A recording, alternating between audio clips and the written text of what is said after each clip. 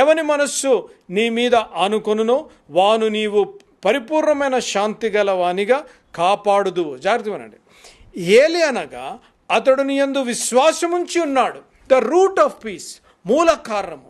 శాంతికి మూల కారణం ఏంటి? ఆ శాంతి ఒక మూల ఏ రీతిగా, ఎక్కడి నుంచి? నేను ఇంకొక మంచి మీకు ఒక ఎగ్జాంపుల్ ఇవ్వాలంటే చూడండి, ఈ చెట్టు ఉంది చూడండి. ఈ చెట్టు ఫలం ఇవ్వాలి అనగా, ఈ చెట్టు ఇంత బాగా పెరగాలి అనగా కింద, భూమి కింద ఉన్న రూట్స్ లేకపోతే వేర్లు బలంగా ఉండాలి, భూమిలో నాటబడాలి.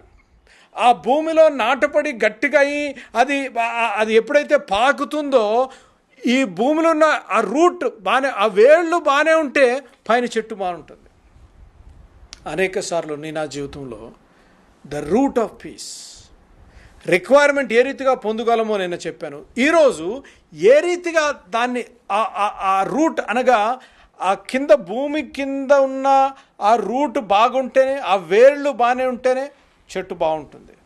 నీ జీవితంలో శాంతి సమాధానము కావాలి అనగా, నీకేం కావాలి అనగా, మొట్టమొదటి ద మెయిన్ ఫౌండేషన్, ప్రాథమికంగా నీకేం కావాలి అనగా, ఇక్కడ చూడండి, ఇక్కడే ఉంది, దేవుని వాక్యంలోనే ఉంది. యెషయా గ్రంథం 26:3 ఉంది. ఏలే అనగా అతడు నీ యందు విశ్వాసముంచెను. దేవుని నామానికి స్తోత్రం కలుగును. విశ్వాసము.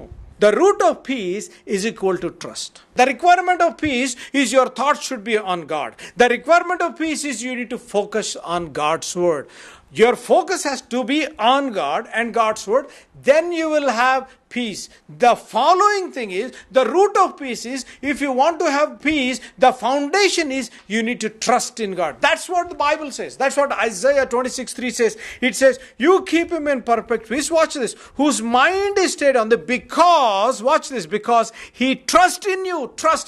Because you trust in God, that's the reason you will have peace. The foundational element to have peace in your life is trust. నీ జీవితంలో నీకు శాంతి కావాలి అనగా, నీ జీవితంలో పరిపూర్ణమైన శాంతి కావాలి అనగా, నీకేం కావాలి అనగా నమ్మకము. ఎవరి మీద నమ్మకము? ఎవరి మీద నమ్మకమో తెలుసా?